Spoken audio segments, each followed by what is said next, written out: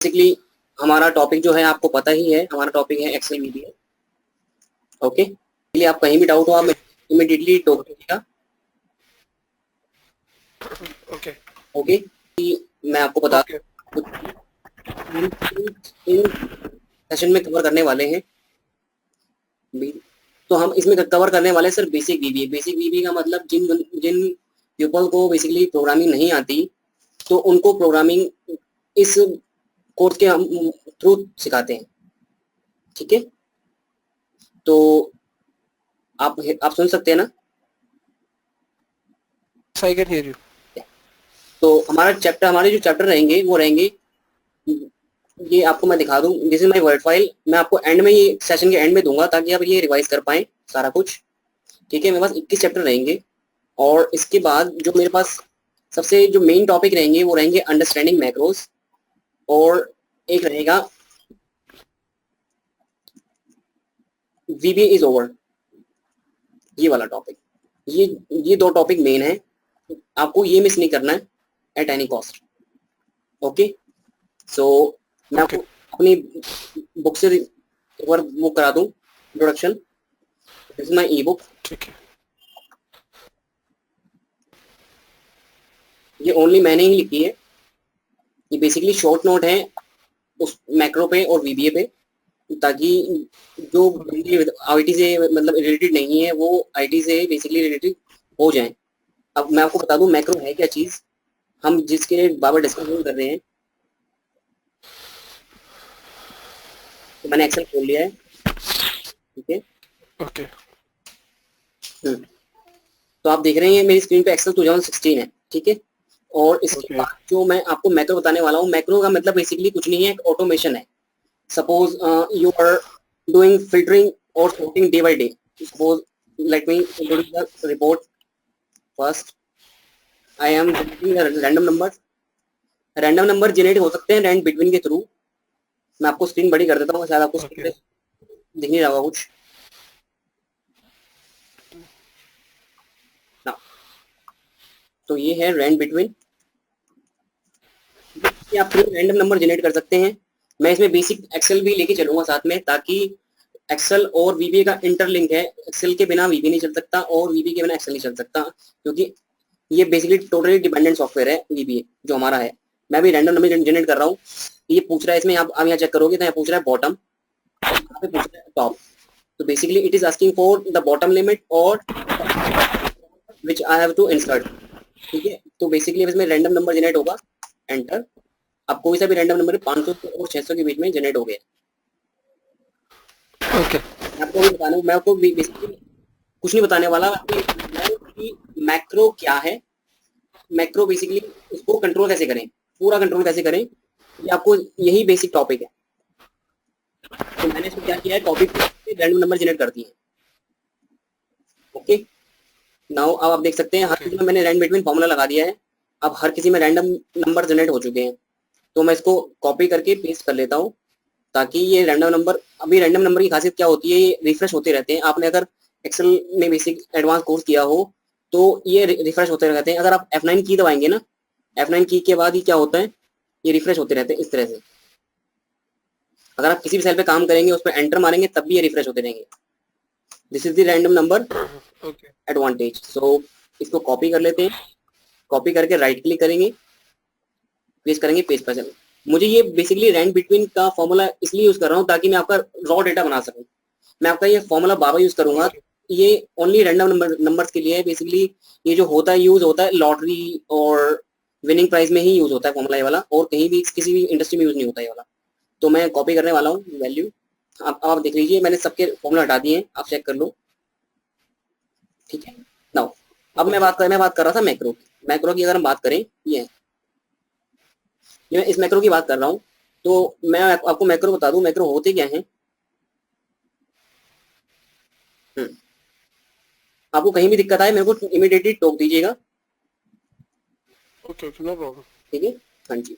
तो मैक्रो का एडवांटेज मैं आपको बता दूं। सपोज आप एक एमएनसी में काम कर रहे हैं और आपका बॉस आपको बोलता है सर ये एक रिपोर्ट है, ये हर पर डे सॉफ्टवेयर से जनरेट होती है। अब आपको करना क्या है, इसमें से आपको फिल्टर लगाना है फिल्टर की शॉर्टकट कमांड होती है अल्ट डी एफ एफ। तो मैंने अल्ट डी एफ एफ करके फिल्टर लगाया।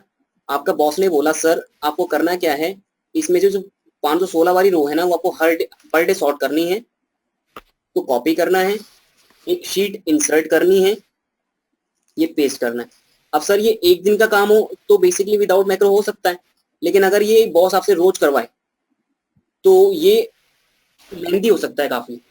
मतलब 365 दिन अगर हम पर डे करेंगे तो दिस इज ह्यूज टास्क। आप अभी मैंने तो एक ही सॉर्ट किया है, वो आपसे कोई से भी क्राइटेरिया सॉर्ट करवा सकता है, या फिर आपको कोई सी भी रिपोर्ट करवा सकता है। आपको सपोज बोले इसको कलर करना है आपने येलो, देन इसको कलर करना है ब्लू, देन इसके ऊपर करना है बॉर्डर। अब आप देख रहे हो उसमें मैंने 3 कमांड यूज की हैं। अगर मैं आप एक ने एक कमांड पता हो F4, F4 क्या करती है, जो लास्ट कमांड होती है वो रिपीट करती है।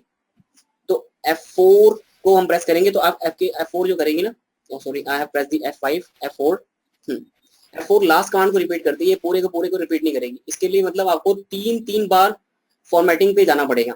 तो ये हम मैक्रो से कर सकते हैं। मैक्रो से आप बेसिकली अब एक्सेल पे डिपेंडेंट नहीं रहेंगे, एक्सेल आप पे डिपेंडेंट हो जाएगा। ठीक है, एक्सेल डिपेंडेंट कैसे हो जाएगा आप पे, अब आप इसमें खुद के शॉर्टकट बना सकते हैं, कोई सी भी रिपोर्ट ऑटोमेट कर सकते हैं। कोई सी भी रिपोर्ट ऑटोमेट कैसे कर सकते हैं, जैसे आपने देखी होगी, अगर इनकम टैक्स की रिटर्न देखी हो, या फिर आपने ट्रेसिस का सॉफ्टवेयर देखा हो, या कोई भी फाइनेंशियल मॉडल देखा हो, they are basically dependent upon macro only. This is the macro. Macro ultimate motto है ऑटोमेशन और रिड्यूस आवर टाइम। तो मैं आपको दिखा दूं, ये रहा, ये हमारी मैक्रो के बारे में है। ये थ्योरी पार्ट है पूरा, और इसकी बेनिफिट आपको मैंने बता दिए हैं। ये क्या करेगा, आपका सेव टाइम करेगा जब आपका पर डे हो जाएगा। ठीक है, तो इसकी लिमिटेशंस भी हैं मैक्रो की, ये आपको हम चैप्टर में आगे मैं कवर करवा दूंगा कि ये लिमिटेशन क्यों होती है। अगर मैक्रो की लिमिटेशन नहीं होती है ये चारों, ये वाली, तो हमें कभी वीबीए की जरूरत पड़ती ही नहीं। अब मैक्रो क्या करता है, डिफाइंड कांस्टेंट नहीं कर पाता, इसके लिए हमने एक वीबीए का चैप्टर है कांस्टेंट, उसमें मैं इसको बताऊंगा ये क्यों नहीं कर पाता इसको, और इफ स्टेटमेंट को ये डील नहीं कर पाता, और ये लूपिंग को कवर नहीं कर पाता, और ये कॉल, ये बेसिकली फंक्शन से डील नहीं कर पाता मैक्रो जो है आपका। तो ये आपकी लिमिटेशन रहेंगी, और अगर ये लिमिटेशन ना हो, ये लिमिटेशन मैं खत्म कर दूं, तो मैक्रो और वीबीए फिर किसी को सीखना ही नहीं पड़ेगा, रिकॉर्डिंग करी और सारा काम खत्म। ठीक है, तो अभी तक कोई डाउट नितिन जी? नहीं, परफेक्ट। तो मैं अब एक नया मैक्रो रिकॉर्ड करने वाला हूँ। मैक्रो रिकॉर्ड करने के लिए आपके पास 2 टैब्स होती हैं। एक होती है आपके पास एक्सेल में, आप देख रहे हो अभी मेरे पास कितनी टैब्स है, 1 2 3 4 5 6 7 टैब्स है मेरे पास, और आपके पास होनी चाहिए बेसिकली 8 टैब्स। मैं आपको बता दूं मैक्रो जो रिकॉर्ड कर सकते हैं हम 2 टैब से कर सकते हैं।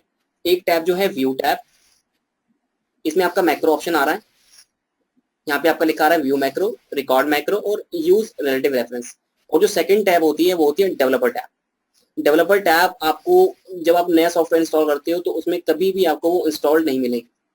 तो आपको उसके लिए करना क्या होगा, आपको जस्ट उसे कस्टमाइज करना होगा। कस्टमाइज करने के लिए आप या तो किसी भी टैब पर राइट क्लिक कर सकते हैं, यहाँ पे आ सकता है customise the ribbon, this is the shortcut way to do this. हाँ जी, अब आपका यहाँ पे देखिए आपको सारे टैब्स खुले होंगे, आपको जो सा भी टैब खोलना है एक्स्ट्रा।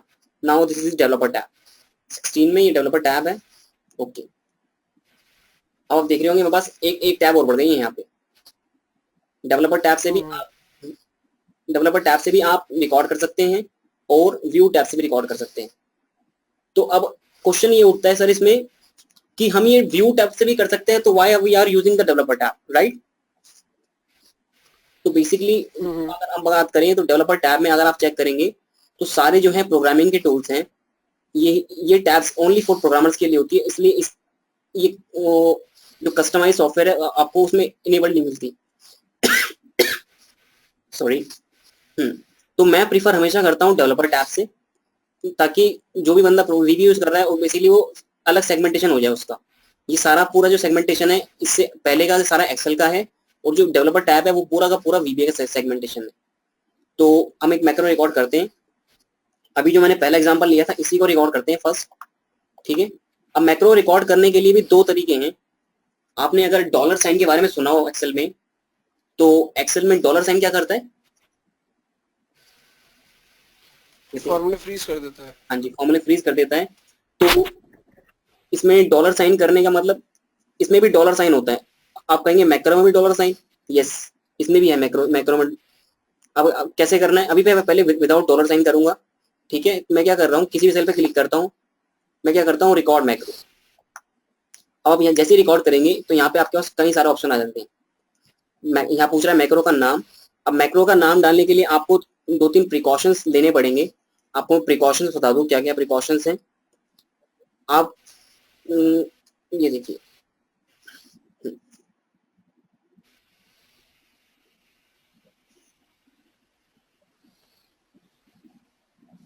ये बेसिकली डेवलपर टैब के बारे में लिखा हुआ है, और इसमें मैंने अभी बुक में डाला नहीं है, वो मैं डाल दूंगा। तो मैं आपको वैसे ही बता देता हूँ। हाँ जी, तो इसमें क्या है, रिकॉर्ड मैक्रो। मैक्रो के नेम में बेसिकली आपका स्पेस कंटेन नहीं होना चाहिए। अगर आप रिकॉर्ड कर रहे हैं माई फर्स्ट मैक्रो, तो आपके नाम में जो है स्पेस कहीं भी कंटेन नहीं होना चाहिए। दूसरा जो प्रिकॉशन है, इसे आप सब कुछ नोट कर सकते हैं, और मैं अभी इसे बुक में भी डालूंगा। ठीक है, तो सेकंड जो प्रिकॉशन है वो है, आप जो मैक्रो का नाम है वो किसी भी नंबर से स्टार्ट नहीं करेंगे। अगर आप नंबर से स्टार्ट करेंगे तो वो एरर दिखाना शुरू कर देगा। थर्ड जो प्रिकॉशंस हैं, इसमें आप कोई भी सिंबल नहीं लेंगे। सिंबल सिर्फ आपको अलाउड है, वो है अंडरस्कोर। और Okay. जो चौथी चीज है मैं आपको बता दूं, हमारे इंडिया में इसको बोलते हैं हम ब्रैकेट। ठीक है, लेकिन अगर आप यूएसए में या यूके में जाएंगे, this is not bracket, this is parentheses. Parentheses, let me explain what is this.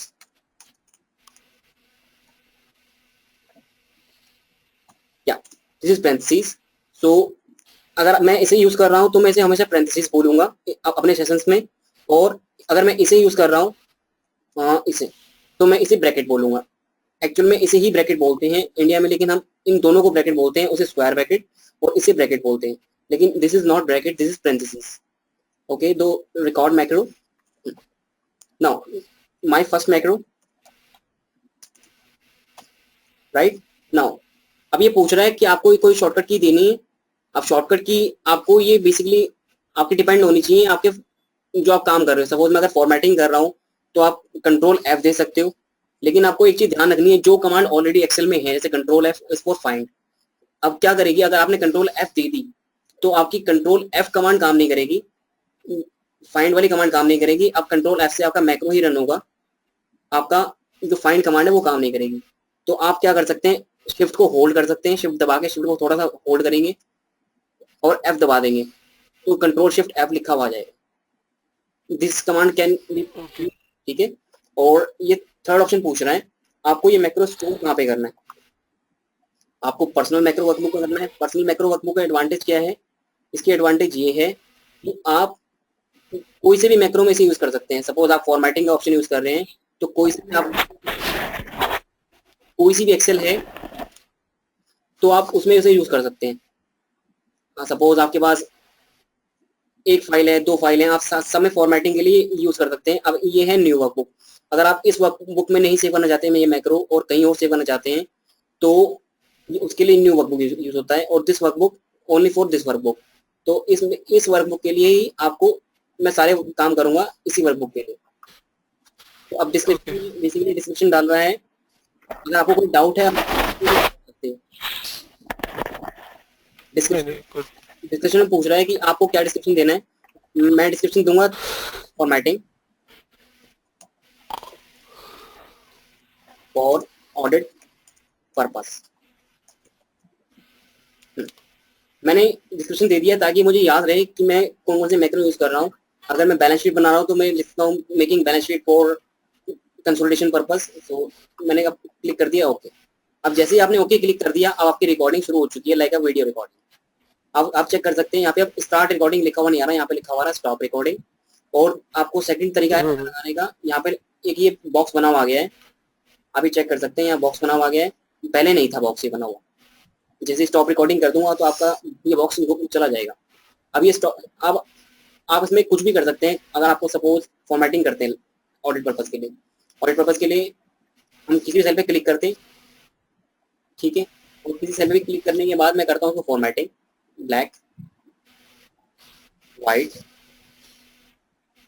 और bold, italics, underline.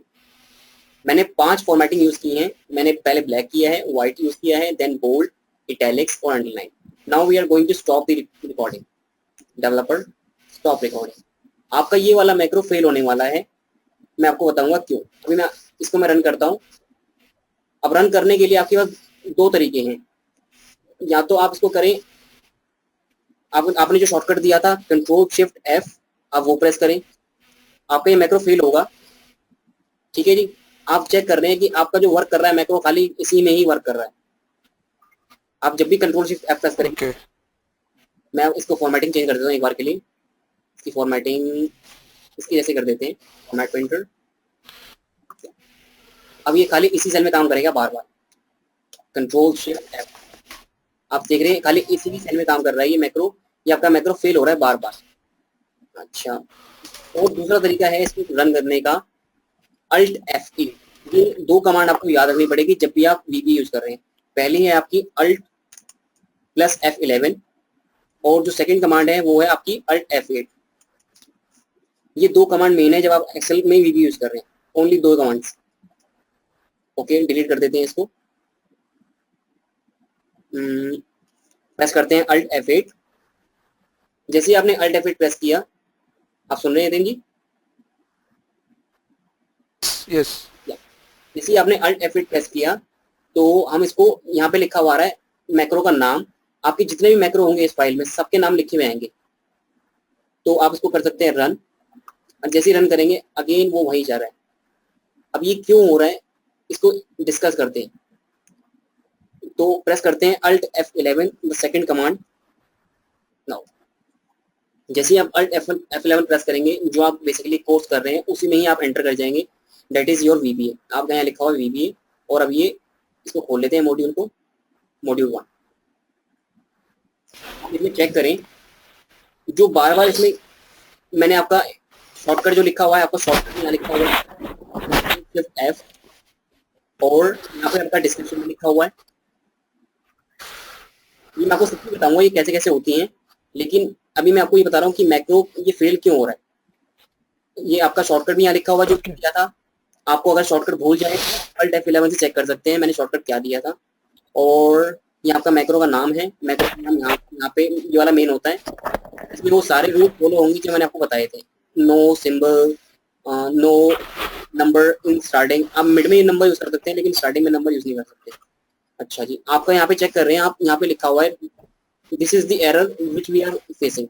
This is the error which we are facing. इसमें आप लिखा हुआ है ओनली D2 सिलेक्ट। लिखा है कि आप खाली D2 पे वर्किंग करेंगे और किसी पे वर्किंग नहीं करेंगे, इसलिए आपका फेल हो रहा है बाबा। यहाँ पे भी D2 लिखा हुआ है, आप चेक कर लेते हैं D2 कौन सा सेल है। इसे बंद करते हैं एक बार। D2 मीन्स दिस ओनली इसी सेल पे बार वर्किंग कर रहा है ये। अगर यहाँ पे एक्टिव सेल लिखा होता, एक्टिव सेल्स मतलब जो आपका करंट सेल है उस पे लिखा होता तो वो सही काम करता। इसको दोबारा रिकॉर्ड करते हैं मैक्रो को। मैक्रो रिकॉर्ड करते समय आपने एक क्वेश्चन का ध्यान लेना है कि कोई भी एक भी स्टेप सिंगल छोड़ना नहीं है आपने जब आप रिकॉर्ड कर रहे हैं। क्योंकि आप जितने स्टेप छोड़ोगे मैक्रो उससे थोड़ा एडवांस है। आप एक स्टेप छोड़ोगे वो 2 स्टेप छोड़ देता है। तो रिकॉर्ड करते हैं मैक्रो फिर से, या फिर पहले वो डिलीट कर लेते हैं जो बनाया है अल्ट F8 तो डिलीट कर देते हैं। यहाँ से डिलीट नाउ ये पूछ रहा है क्या आप इसको डिलीट करना चाहते हैं। आप अगर ये गलती से प्रेस हो गया तो आप इसको नो कर सकते हैं, otherwise yes I want to delete this. Yes, अब प्रेस कर रहे हैं हम फिर से recording, record your macro. This time it is showing macro number 2. Now format my cell. Again I am giving the same shortcut Control Shift F. Again this workbook I am not giving this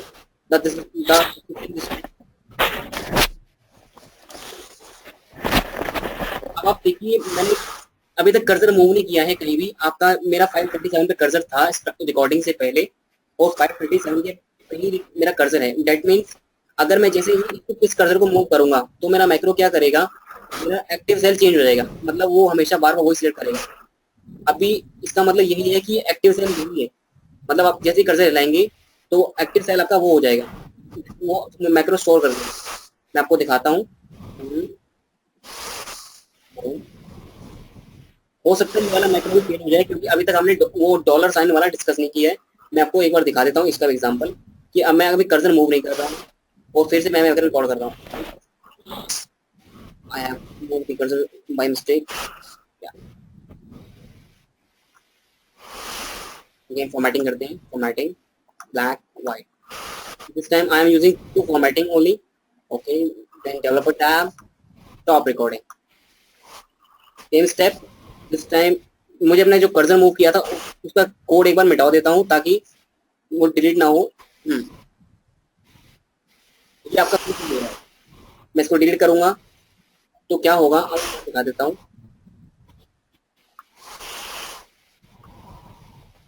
Alt F8 run,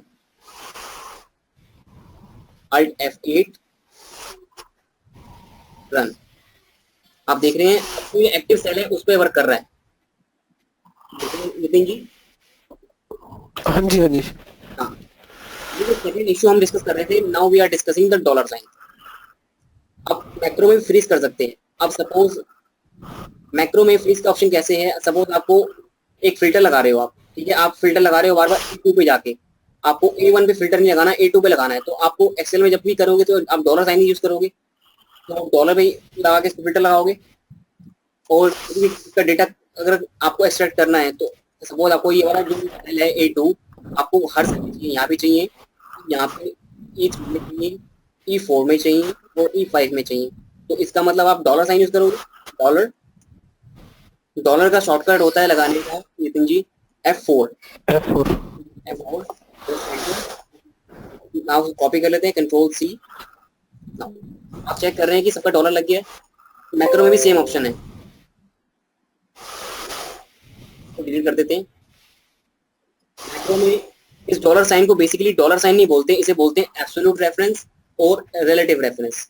relative reference का मतलब होता है without dollar और absolute reference का मतलब होता है with dollar. Okay, तो क्या कर रहे हैं,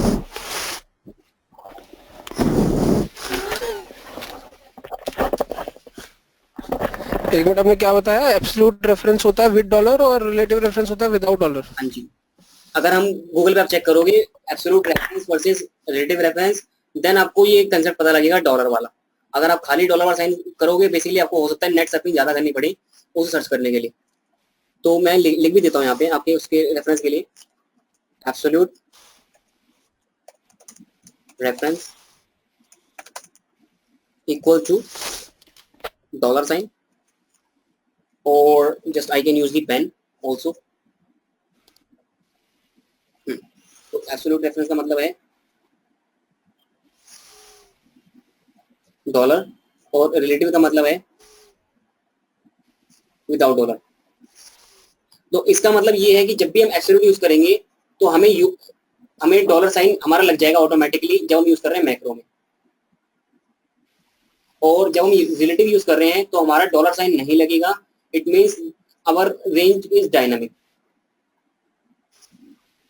तो आपके पास मैक्रो में ऑप्शन कहाँ पे मिलता है आप चेक कर सकते हैं, यहाँ आपके पास ऑप्शन होगा यहाँ पे use relative reference, this is your dollar sign in macro. आप चेक नीचे भी कंटेंट्स के लिखा हुआ है, आप पढ़ सकते हैं उसको।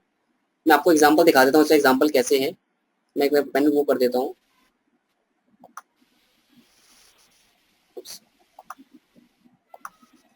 हाँ, मेरा पेन बंद हो गया है, इसको डिलीट कर देते हैं।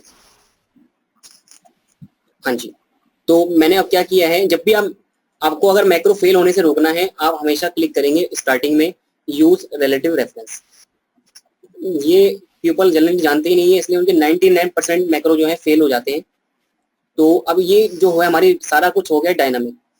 अब मैं आपको दिखाता हूँ एग्जांपल इसका कैसे होता है। ठीक है, तो मैं इसमें क्या कर रहा हूँ,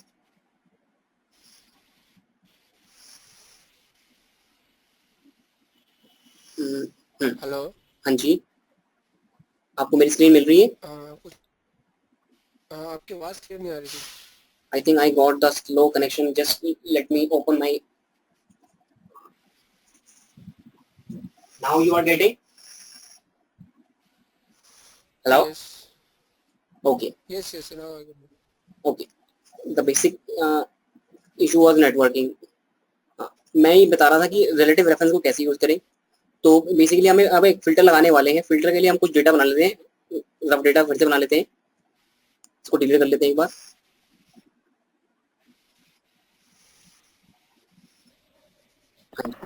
तो अब मैं डेटा बनाऊंगा.